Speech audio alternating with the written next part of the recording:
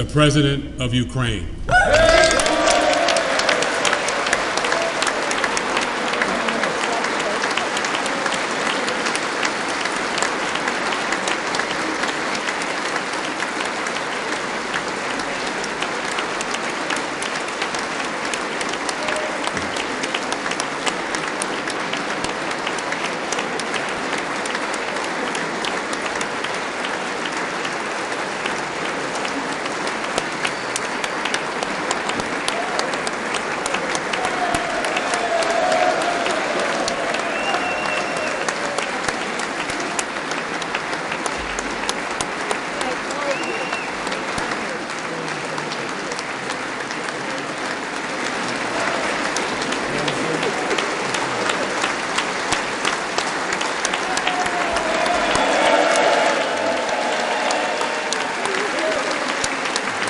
Thank you so much.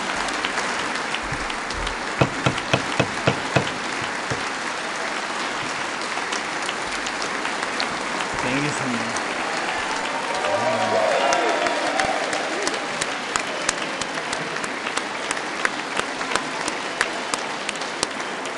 Героям слава.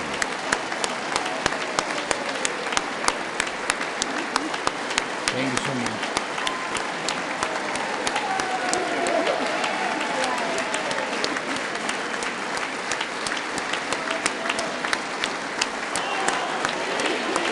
Героям слава!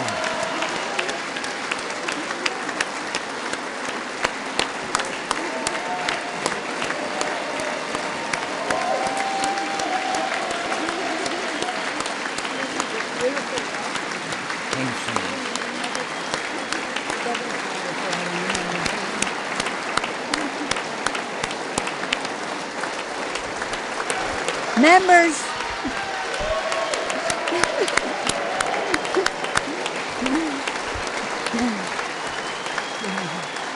members of Congress. I think it's too much. I think it is. Members of Congress, I have the high privilege and the distinct honor of presenting to you His Excellency Volodymyr Zelensky, President of the Ukraine.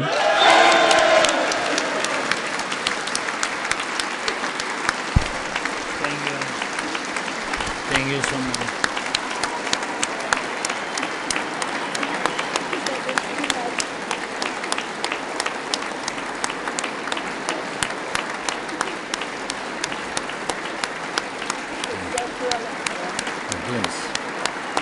Thank you so much.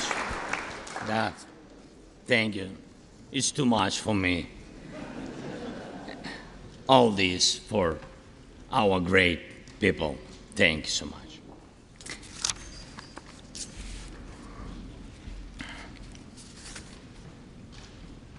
Dear Americans, in all states, cities, and communities, all those who value freedom and justice, who cherish it as strongly as we Ukrainians, in all our cities, in each and every family, I hope my words of respect and gratitude resonate in each American heart.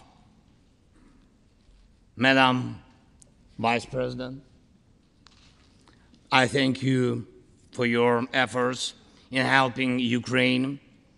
Madam Speaker, you bravely visited Ukraine during the full-fledged war. Thank you very much. A great honor. Thank you.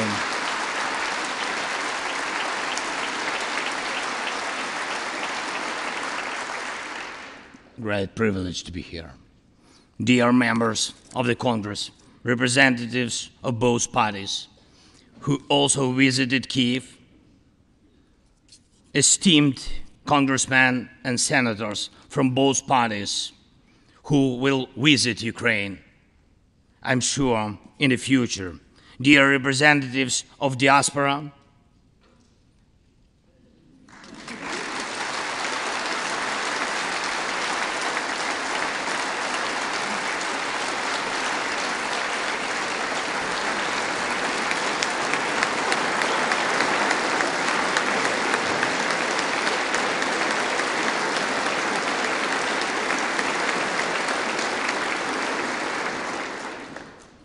present in this chamber and spread across the country, dear journalists.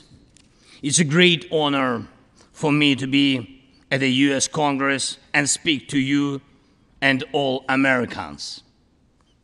Against all odds and doom and gloom scenarios, Ukraine didn't fall. Ukraine is alive and kicking.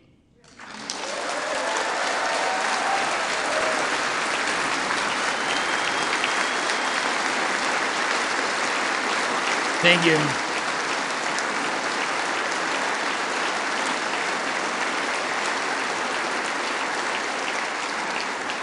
And it gives me good reason to share with you our first joint victory.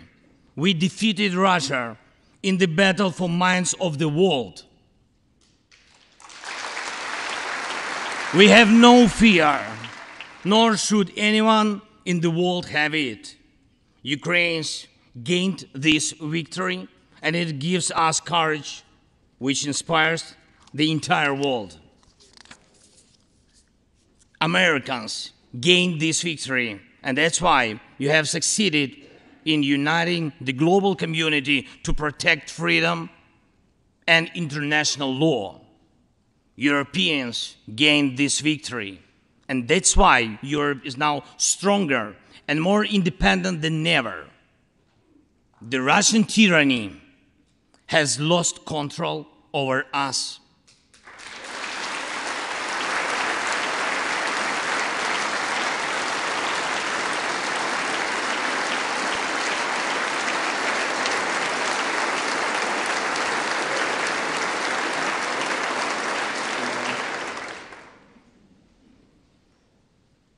And it will never influence our minds again. Yet, we have to do whatever it takes to ensure that countries of the global south also gain such victory. I know one more, I think, very important thing. The Russians will stand a chance to be free only when they defeat the Kremlin in their minds.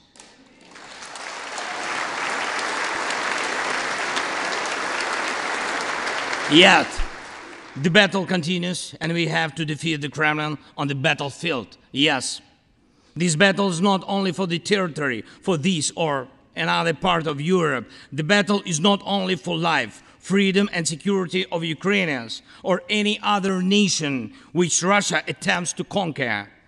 This struggle will define in what world our children and grandchildren will live, and then their children and grandchildren. It will define whether it will be a democracy of Ukrainians and for Americans for all. This battle cannot be frozen or postponed. It cannot be ignored, hoping that the ocean or something else will provide a protection. From the United States to China, from Europe to Latin America, and from Africa to Australia, the world is too interconnected and interdependent to allow someone to stay aside and at the same time to feel safe when such a battle continues. Our two nations are allies in this battle. And next year will be a turning point. I know it, the point when Ukrainian courage and American resolve must guarantee the future of our common freedom, the freedom of people who stand for their values.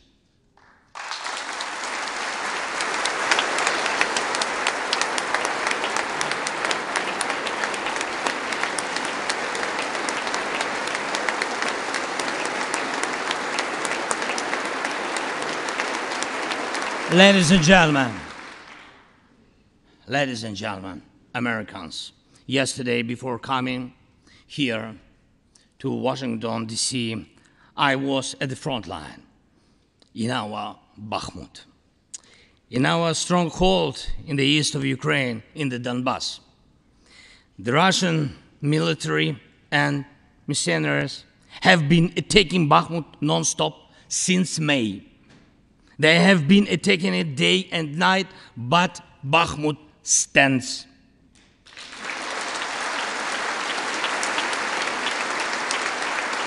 Last year, 70,000 people lived there in Bakhmut, in this city, and now only few civilians stay. Every inch of that land is soaked in blood. Roaring guns sound every hour. Trenches in the Donbas change hands several times a day in fierce combat and even hand fighting. But the Ukrainian Donbas stands.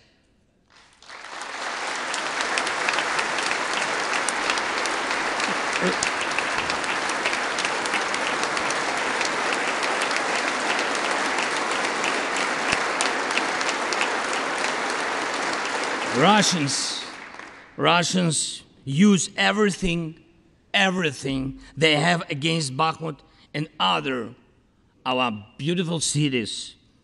The occupiers have a significant advantage in artillery. They have an advantage in ammunition. They have much more missiles and planes than we ever had. And it's true, but our defense forces stand.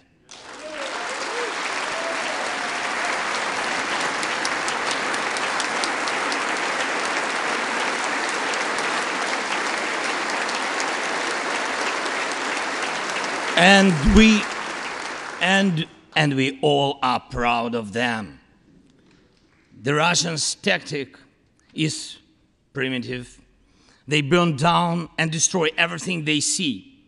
They send thugs to the front lines. They send convicts to the war. They threw everything against us, similar to the other tyranny, which is in the Battle of the Bulge.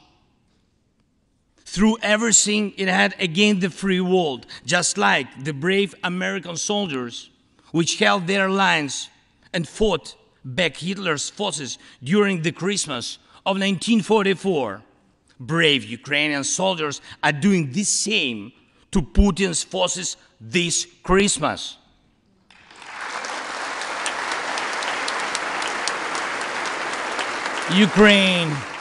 Ukraine holds its lines and will never surrender.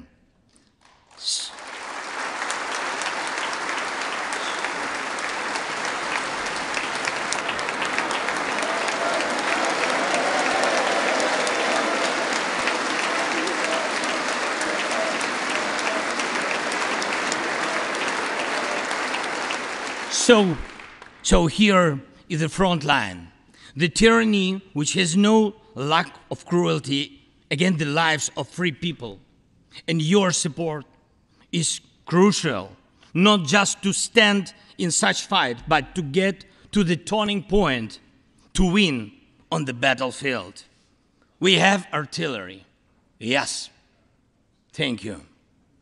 We have it. Is it enough? Honestly, not really.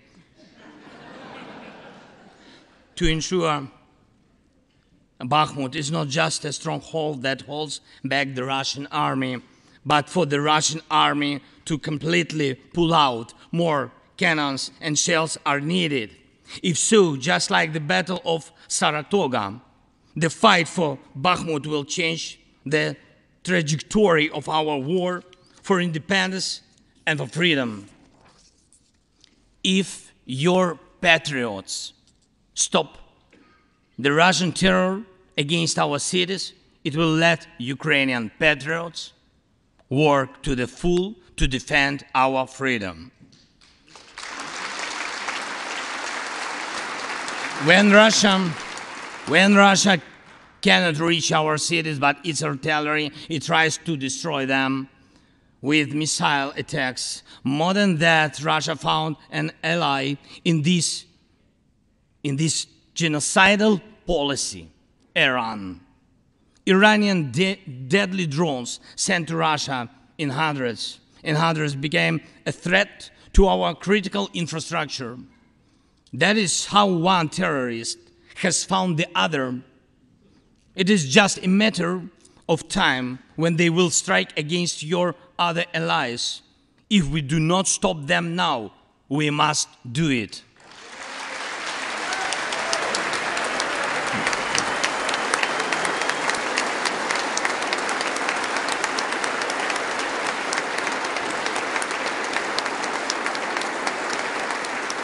I believe there should be no taboos between us in our alliance. Ukraine never asked the American soldiers to fight on our land instead of us. I assure you that Ukrainian soldiers can perfectly operate American tanks and planes themselves.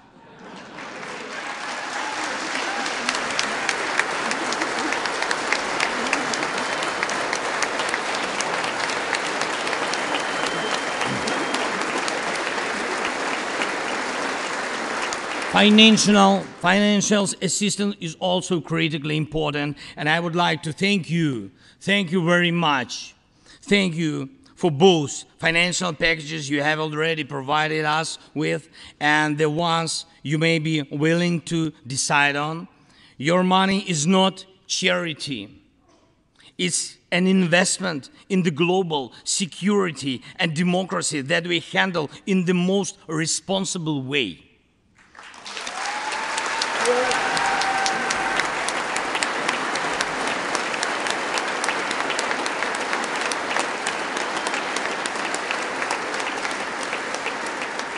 Russia could stop its aggression, really, if it wanted to, but you can speed up our victory. I know it. And it will prove to any potential aggressor that no one can succeed in breaking national borders, no one committing atrocities and reigning over people against their will. It would be naive to wait for steps towards peace from Russia, which enjoys being a terrorist state. Russians are still poisoned by the Kremlin. The restoration of international legal order is our joint task. We need peace. Yes, Ukraine has already offered proposals, which I just discussed with President Biden, our peace formula, 10 points which should and must be implemented for our joint security, guaranteed for decades ahead. And the summit which can be held, I'm glad to stress that President Biden supported our peace initiative today. Each of you, ladies and gentlemen, can assist in the implementation to ensure that America's leadership remains solid, bicameral, and bipartisan. Thank you.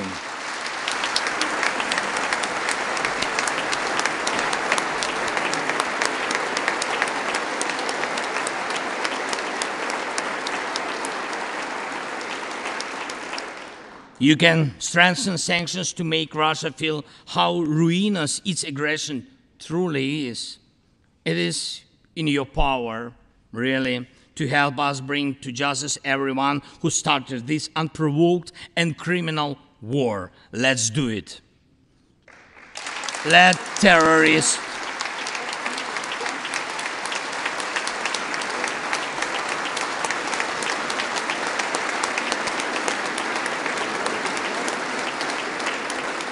Let the terrorist state be held responsible for its terror and aggression and compensate all losses done by this war. Let the world see that the United States are here. Ladies and gentlemen, Americans, in 2 days, we will celebrate Christmas. Maybe candlelit. Not because it's more romantic, no, but because there will be no electricity. Millions won't have neither heating nor running water. All of these will be the result of Russian missile and drone attacks on our energy infrastructure. But we do not complain. We do not judge and compare whose life is easier. Your well-being is the product of your national security, the result of your struggle for independence and your many victories. We, Ukrainians, will also go through our war of independence and freedom with dignity and success.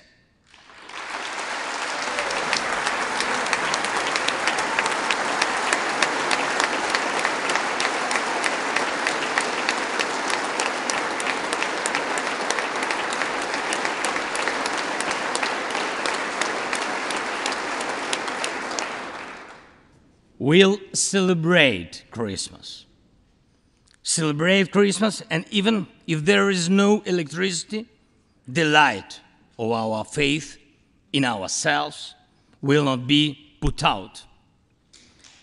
If Russian missiles attack us, we'll do our best to protect ourselves. If they attack us with Iranian drones and our people will have to go to bomb shelters on Christmas Eve, Ukrainians will still sit down at the holiday table and cheer up each other. And we don't have to know everyone's wish, as we know that all of us, millions of Ukrainians, wish the same: victory. Only victory.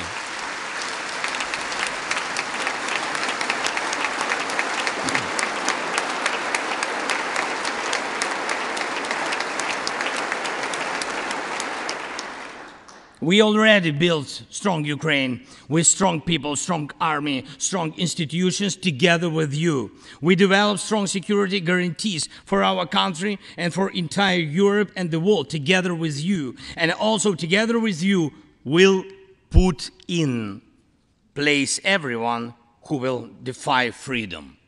Put in.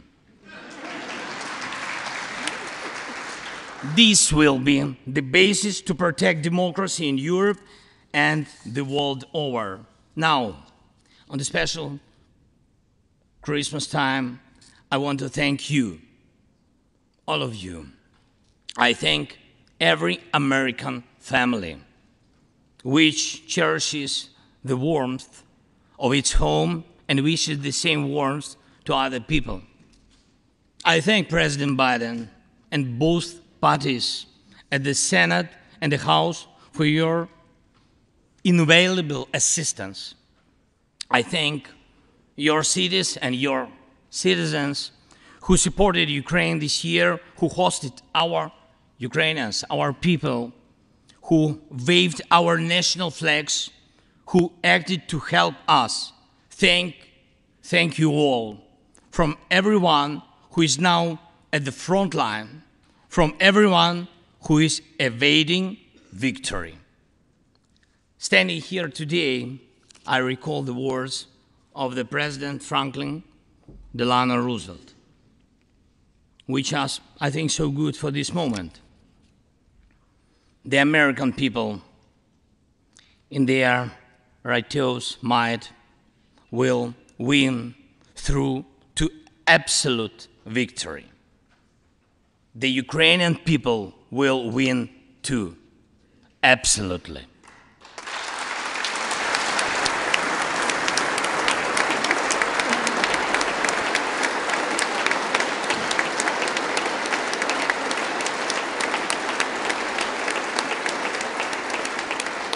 I know that everything depends on us, on Ukrainian armed forces, yet so much depends on the world. So much in the world depends on you. When I was in Bakhmut yesterday, our heroes gave me the flag, the battle flag, the flag of those who defend Ukraine, Europe, and the world at the cost of their lives. They asked me to bring this flag to you, to the US Congress, to members of the House of Representatives and senators whose decisions can save millions of people. So let these decisions be taken. Let this flag stay with you, ladies and gentlemen. This flag is a symbol of our victory in this war. We stand, we fight, and we will win because we are united, Ukraine, America, and the entire free world.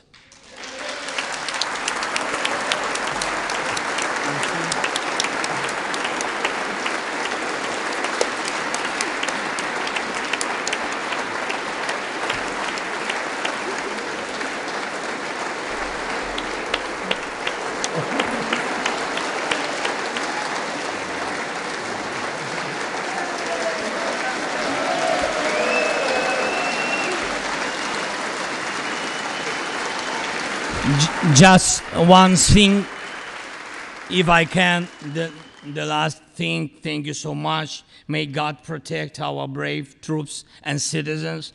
May God forever bless the United States of America. Merry Christmas and happy, victorious New Year. Slava Ukraini!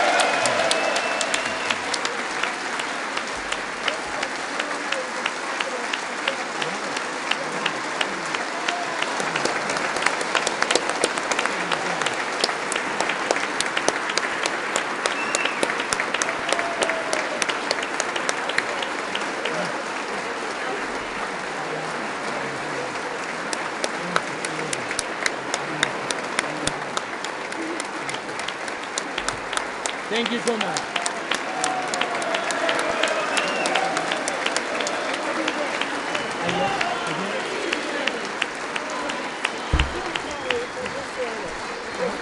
The Capitol today for you. Okay. To me. Somebody will carry it. I can hold. Okay. We'll turn around. Yes. There we go.